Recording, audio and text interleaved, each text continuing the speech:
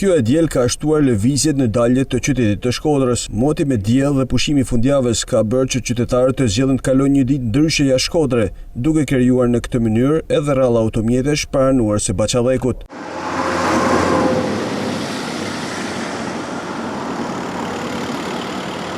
Rradhet e automjeteve ishin të gjata, duke krijuar dhe vështirësi në lëvizje.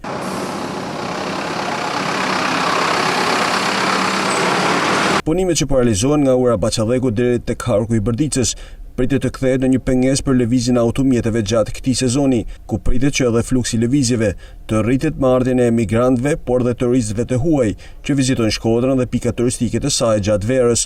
Ndërtimi i urës së re pranë asaj ekzistuese në Bachallek dhe zgjerimi i rrugës me 4 kursi do të bënte të mundur që trafiku i automjeteve të evitohej gjatë këtij sezoni.